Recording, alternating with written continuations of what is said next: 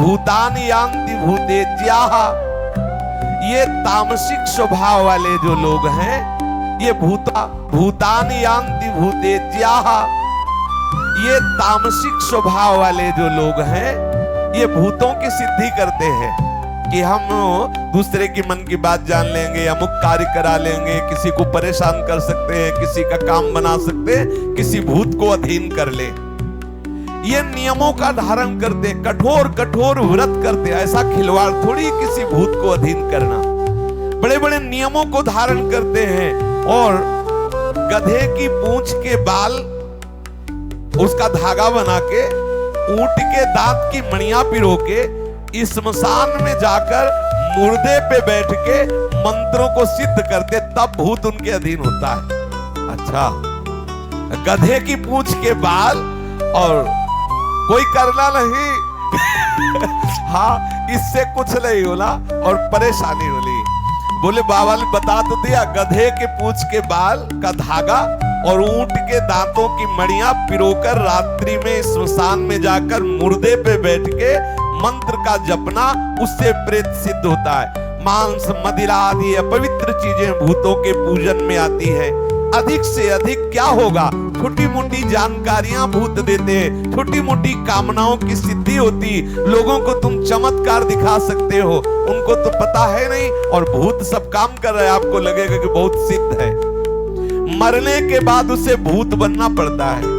जो भूत की उपासना करता है उसे मरने के बाद भूत बनना पड़ता है। इसलिए यहाँ कहा गया कि भूतों का पूजन करने वाले भूत को प्राप्त होते हैं, प्रेतों का पूजन करने वाले प्रेतों को प्राप्त होते हैं। और जो अनन्य भाव से किसी भी भावना से सही मेरा भजन करते हैं, वो मेरे को प्राप्त होते हैं। किसी भी देवता मनुष्य पशु पक्षी में भगवत भावना करके आराधना करने से वो भगवान के चरणारविंद की भक्ति की तरफ बढ़ा देगा।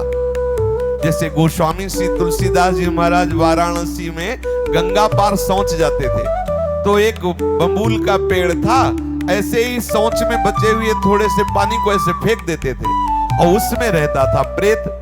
कुछ दिनों के बाद वो प्रेत प्रकट हुआ और बोला, मैं बहुत प्रसन्न हूं, आप हमसे कुछ काम करवा लो। तो गोस्वामी जी ने कहा, हमको तो कोई काम है नहीं और हमने तुम्हारी आराधना तो की नहीं। बोले, हम अपवित्र जल पीते हैं और शौच का अपवित्र जल आप डालते थे तो मुझे उससे तृप्ति हुई, आप क्या चाहते हो? उन्होंने कहा, हम तो चाहते सिया राम जी के चरणों का साक्षात्कार, उनके चरणों का दर्शन। बोले, मेरी सामर्थ्य नहीं, उपाय बता देता हूं।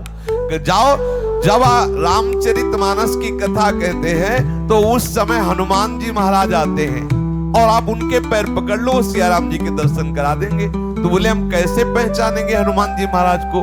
बोले, मलिन वस्त्र धारण किए हुए वयोवृद्ध रूप में सबसे पहले आकर जो कथा में बैठते हैं और सबसे बाद के सबके चरण धूलि लेके जो जाते हैं, वो महाभागवत से हनुमान जी महाराज है।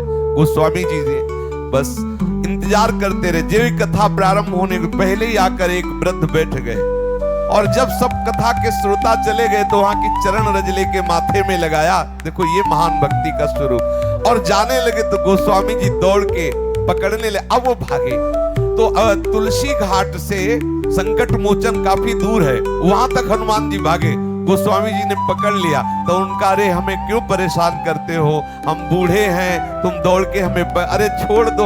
बोले, महाराज अब छुपो मत, मैं जान गया कि आप मेरे प्राण प्यारे हनुमान जी हो। तो वो प्रकट हो गए, कहा, क्या चाहते हो? बोले, सियाराम जी के दर्शन।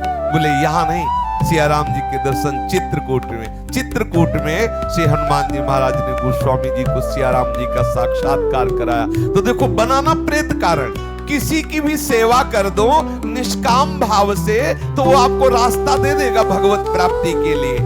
अगर भूत प्रेत पिशाच ये अशुद्ध योनियां हैं, इनकी सामग्री अशुद्ध होती है, यदि इनकी तुम आराधना करोगे तो निश्चित है तुम्हारा पतन हो जाएगा, तुम्हें भूत ही बनना पड़ेगा।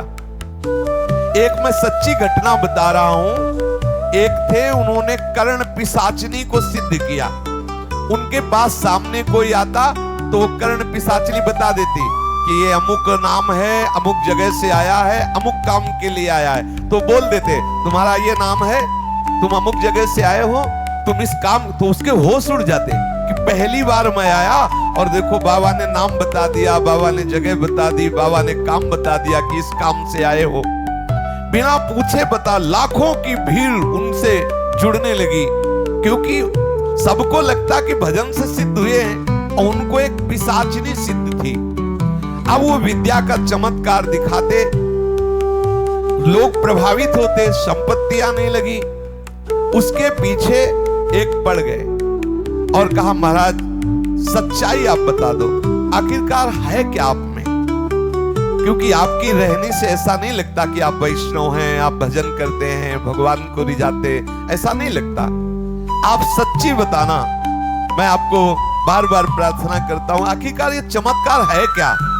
तब उन्होंने कहा मुझे एक पिशाचिनी सिद्ध है और मैं कान में बिष्ठा लगाए रहता हूं, बिष्ठा टट्टी यहां, और उसी पे बैठ करके वो कर्ण पिशाचिनी सब बताती है। गंदी चीज पे बैठ करके वो सब मेरे कान में बता देती है।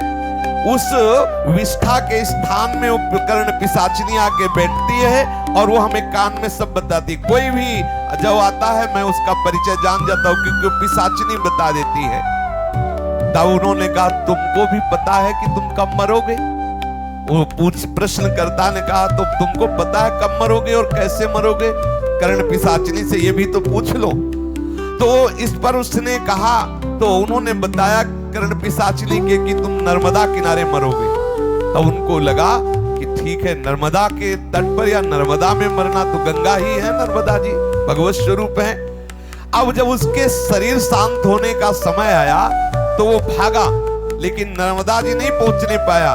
बीच में ही उस कर्ण पिशाचिनी ने उसे मार दिया और कहा दुष्ट, जीवन भर तूने मेरा प्रयोग किया है, अब जीवन के बाद मैं तेरा प्रयोग करूंगी, अब तू मेरी आज्ञा में बने, पिशाच बन और मेरे साथ रहे। कर्ण पिशाचिनी ने उसे नर्मदा जी नहीं जाने दिया, मार दिया और वो पिशाच बना। तो इसीलिए भगवान कह रहे हैं भूतों को पूजने वाले भूतों को प्राप्त होते, इसलिए सावधान रहे। एकमात्र अनन्यश्चिन्तयन्तो माम ये जना परिपासते तेषां नित्याभियुक्तानां योगक्षेमं वहाम्यहम्। शेष चर्चा आगे। श्री राधा वल्लभ लाल की